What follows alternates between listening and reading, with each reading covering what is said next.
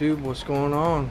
So we're just gonna do a quick update video, let you guys know what's going down in the Woogie Nitro Barn. So as you can see, we got the Techno with an LRP .32, and this is what basically is next on deck. We'll be ripping this maybe tomorrow when I get off, maybe this weekend. So I'll get back to this in a minute. I want to show y'all what's going on over here with the Rovin. So basically what I've got going on is, y'all know I ordered the steel spur gear. Okay, so I also ordered this this other spur gear here. Y'all know what this is. It is the oh god, what is it? It's the Hostile. I'm sorry, I'm very forgetful. This is the Hostile 57 tooth stock gearing 5717. We're gonna do a few more upgrades here on the Rovin, probably over the next week.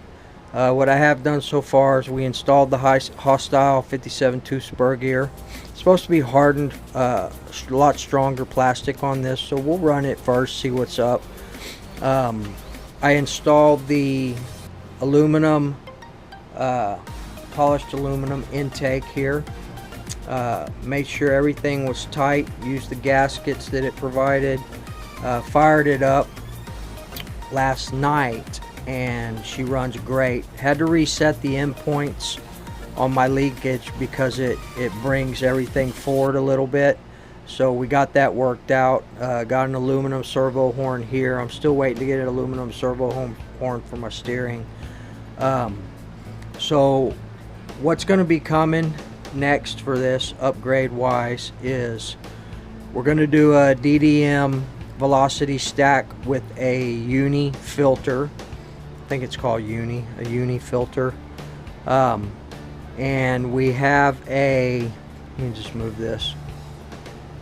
We also have a outerwear coming, an actual outerwears, not the Rovin brand. I like outerwear products, so that's what we're going to stick with. So I have the outerwear over there for this filter. I'm not sure if it's going to fit the new uni filter or not. That one's kind of big on here, so I think it will fit the uni filter, but we'll find out. If not, we'll get another one. I have another outerwear over there, the red one as well. We have the aluminum engine mount that's coming here, and what else? Oh, the heavy duty brace, because y'all know I bent this one on that first run out at the bash site. So we're going to replace that. And I thought about doing the shock towers, but I think we're going to wait for now. Maybe do something like that later on. One thing that I really wanted to upgrade was the battery pack in here. I'm going to stick with a nickel metal hydrate for now, but I ordered a 5000 milliamp. Has the same setup where you can charge it from here.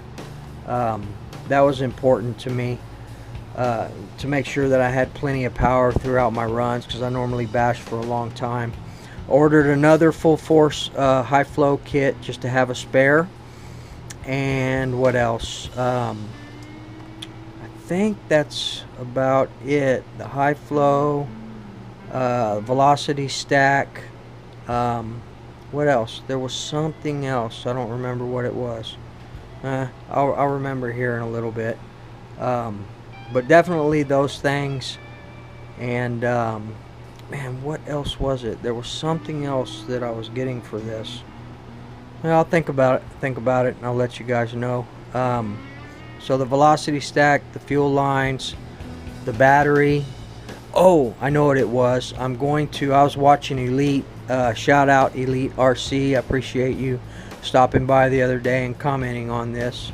I'm really loving the fifth scale, but watched a video of his he did not too long ago about the Dynamite versus the Killer Bee kill switch and fail safe. So I want to get a kill switch and set up a fail safe on here through my Futaba controller. So I think that's pretty important. We want to make sure that we can stop a runaway if it happens, because if you lose power at your receiver, if you can't kill the engine, it's going to take off. So from what Elite was saying, set it up to where it about 30% to where it comes to a slow roll instead of an abrupt stop.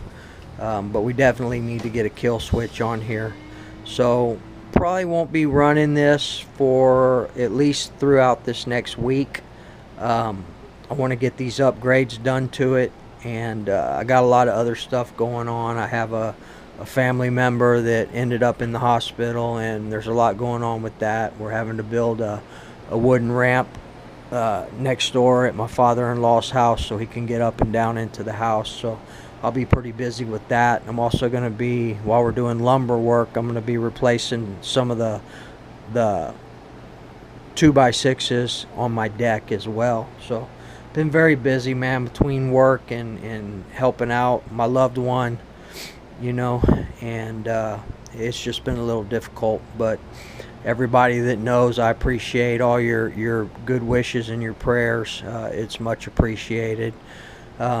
There are some other things I want to do on this, but at this point right now, I think that probably will be it. I want to see how this hostile gear works, but I want to get a steel spur gear on there as well. I'm not going to do the high speed gearing and all that. There's no reason for this as a basher. So just get a good steel. Probably just stick with the Rovin steel gear unless someone else out there knows of a better one. Give me a shout out in the comments. I would appreciate that. So up next, like I said, is going to be the LRP .32 and the Techno. We've got the freshly painted lead finger body. I did order another lead finger body for it, and I ordered another 8T body. I didn't go with the J Concepts finisher body for the 8T. I went ahead with the TLR body. I just like the way it fits better, but we'll do a pretty bad to the bone paint scheme on it.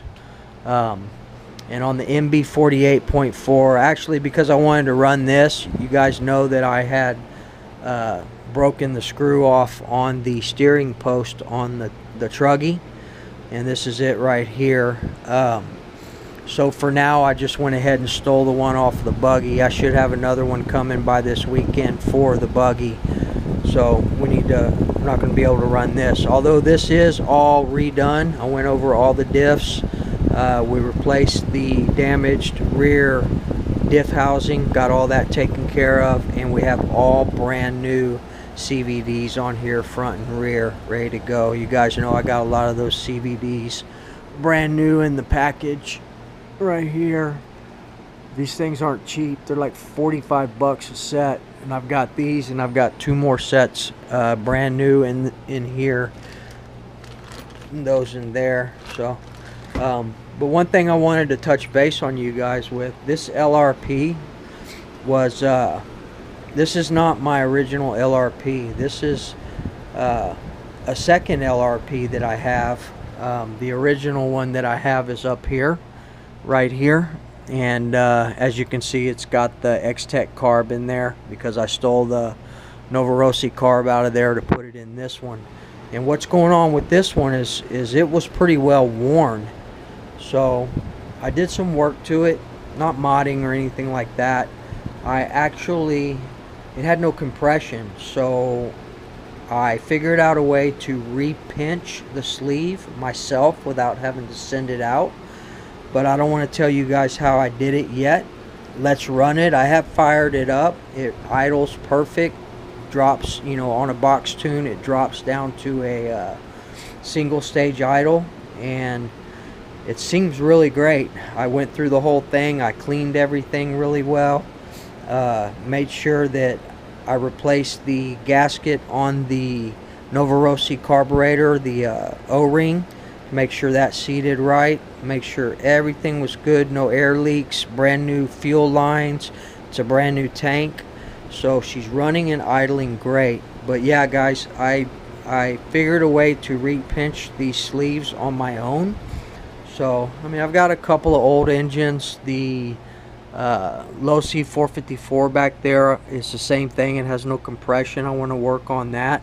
And my LRP ZR30 runs okay, but I think the compression is low on it. So let's see how well my DIY sleeve pinch works on this, and if it seems great, then we'll go ahead and do it to the other two as well. And I'll let you guys in on how I did that. It's probably no secret. It's probably been done before, but I was just thinking about it and decided I wanted to try and experiment on this one. This is still a good engine. Everything looked great. The piston, the sleeve, the crank, it was all good. So did a little work to it. We'll see how it comes out. And that's about it, guys. Nothing's really changed on, you know, the Mugen is ready to go. It's got all brand new front and rear A-arms, all brand new hinge pins, new pills in there. She's ready to go, man. I went through everything. I went through the A, B, C, and D blocks, made sure they're good. These Florinis, they're a little different than most. They have set screws in the tops of the blocks that come down on it, so I made sure those were all good. 2 of them were snapped off, got those out and replaced the set screws. So the Mugen's ready to go. Y'all know that old school B2 runs great, single stage idle as well. And this beast right here, the TLR is sweet. She's ready to rip as well. Got the Truggy 28.8 in there. Got all the new parts on it, the front and rear shock towers. Got the V2 shock tower in the rear. And I actually went ahead and put a TLR. This is the TLR 2.0 anodized shock tower in the front. I didn't like the shock tower the guy told me for the front that was the V2. I don't think it was the same. It wasn't marked. It didn't say V2, so I didn't use it. We'll keep it as a spare. We'll go ahead and just use this TLR one on here. Again, running the Dynamite Polished 007 HT, which reminds me a lot of a 086. Now with this LRP here, we're running the 9886 and the 41032.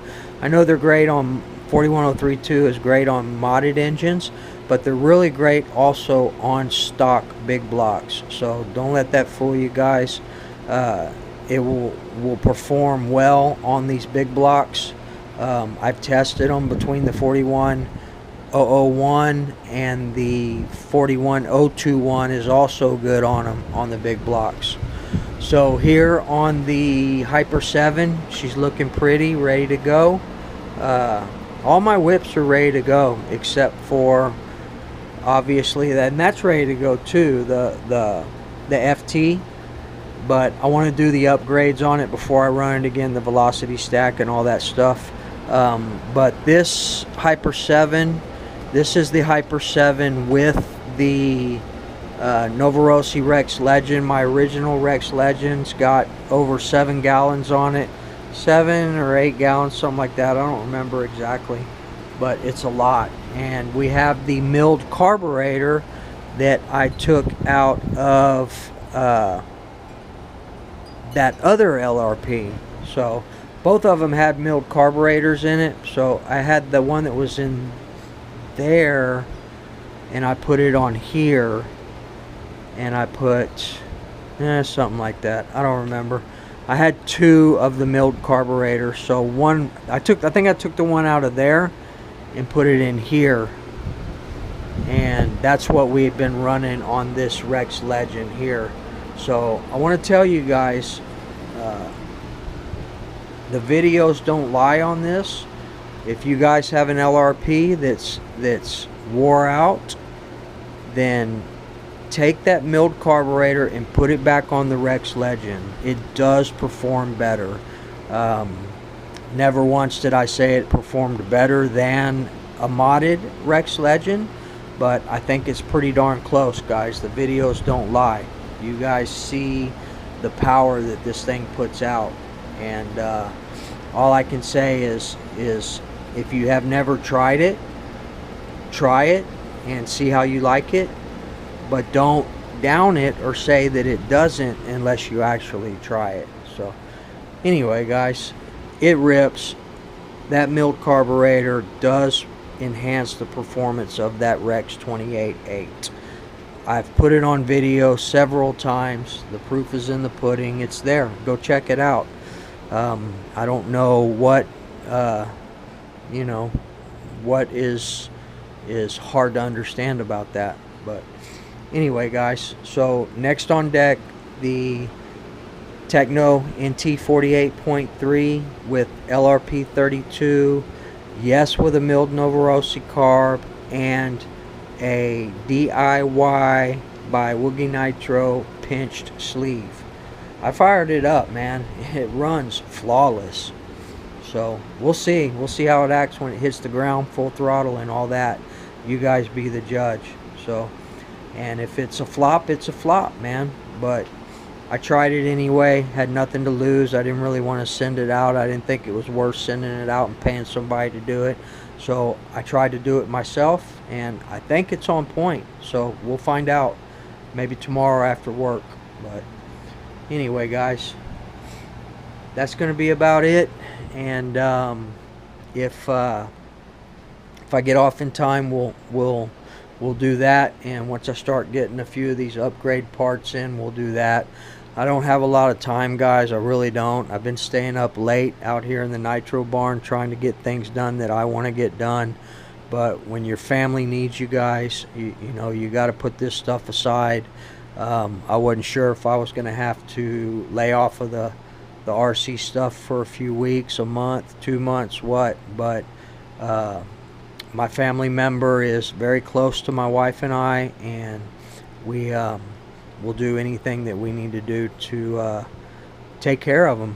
So anyway, guys, that's going to be about it. I think I'm going to order some more of these. This is the size difference, the front tires, the rear tires. The rears are 195/80s, the fronts are 195/75s. So I think I'm going to order another set of these so we can have the big ones on the front as well, you know, because I'm a basha. So alright, guys, and just so everybody knows, we don't feed into any type of negativity whatsoever. People are welcome to do whatever they want on their own channel, but the way some people act is pretty childish and really uncalled for. And other than that, you know, anyway, it's all good. That's beneath me. Those type of people are beneath me, and we're just going to continue to grow our channel and be the best that we can be, guys. So should be getting my modified Paloma at some point.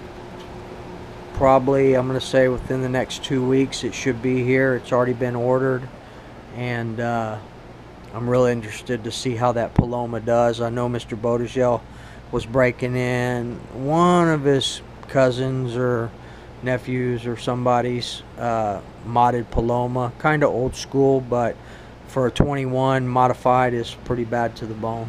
So alright, guys, that's going to be about it. Remember, always treat people the way you want to be treated, and we'll see y'all in the next video, man. I'm out.